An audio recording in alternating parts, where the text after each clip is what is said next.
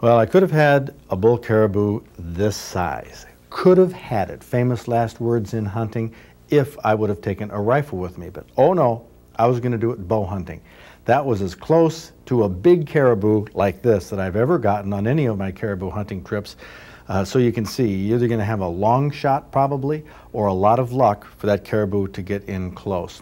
What I ended up doing on this trip in Quebec, the last day, I borrowed a rifle. The last hour of the last day, I took the 2 caribou that I wanted. They were both cows, and here's one that I had mounted. This cow caribou, still in the velvet, of course. That's how they are in August and early September in both Alaska and Quebec. But it made a nice mount. This is what a cow caribou looks like. It's as big a set of antlers as I had ever taken, bigger than any white-tailed deer I've gotten. But this is a cow. She was a pretty cow, white, very tasty meat, very tasty. But these antlers, by the way, on the bull caribou, most of them, the velvet has to be taken off because they all come with velvet at that time of year.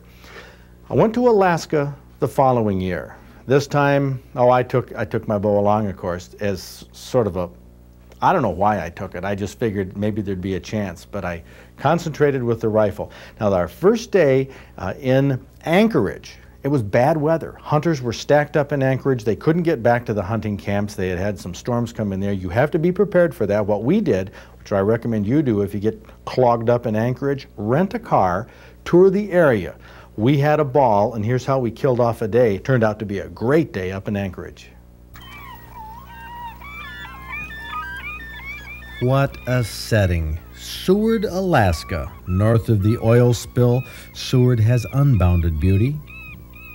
Coho salmon jump in the Seward Harbor, tantalizing the anglers who line the shore to try to catch these silvery prizes.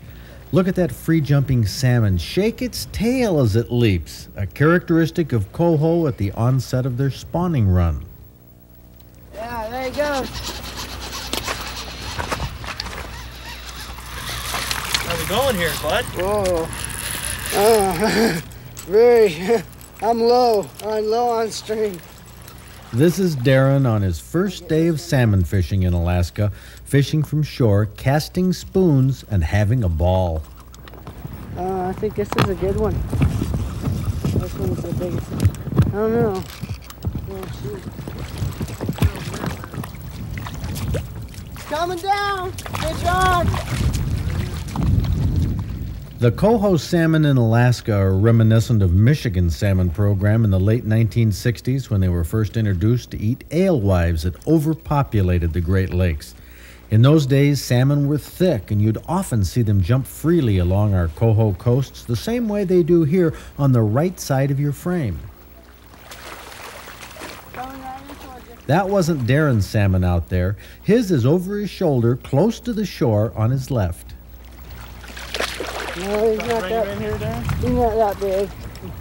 I might as well have fun There he goes again. Walking sideways on these rocks is tough. Watch Darren. Then the fellow out in the water. Almost went down. Yeah, you're recording, I guess. One mic isn't. Alaskan salmon don't give up easy, but then neither do the anglers. Very few of the folks you see fishing salmon are locals. Most are either tourists or people up here for the summer working temporary jobs. That's the case with Darren and his netman, Eric. Neither had cast a spoon towards a salmon before this day. Their success rate was enviable, though, not because of their skill or experience necessarily, but their persistence put salmon in the net.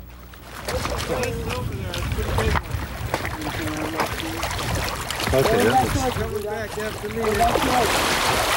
I'll wait until you get down. You gotta go into the way up.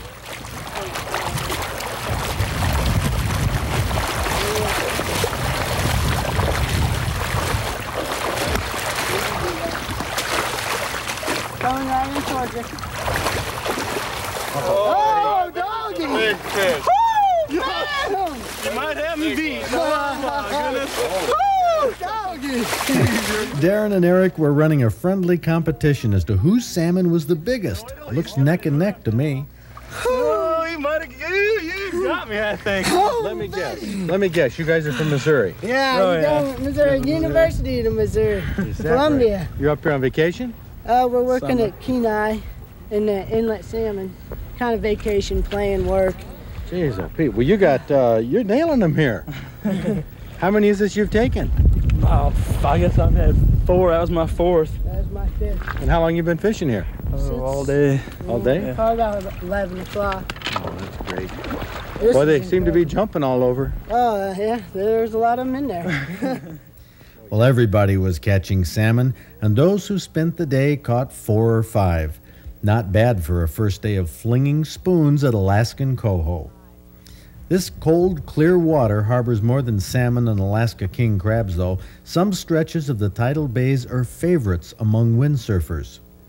The aura of Alaska isn't just the fish and wildlife. In fact, I'd say that the attraction of Alaska, at least to me, is much like the attraction of stream trout fishing. It isn't so much the fish or the game, it's where they live. I imagine this videotape helps convey some of the beauty we saw, but honestly, it only captures a smidgen of Alaska. You'd have to have wraparound TV screen to duplicate the feelings of standing there among the mountains and the glaciers and to watch windsurfers dressed head to toe in insulated wetsuits. Oh, it was thrilling. What you're watching is tape that John Ford and I captured in one afternoon driving south of Anchorage on the Kenai Peninsula on a Monday in late August. Ah, the beauty of windsurfing. Looks easy, doesn't it?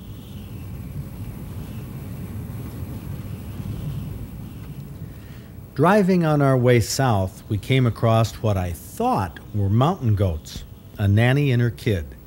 But goats have much longer hair in the winter, and I thought these goats must not start growing their winter coat until the last minute. However, I learned after I got back from Alaska that these weren't goats at all.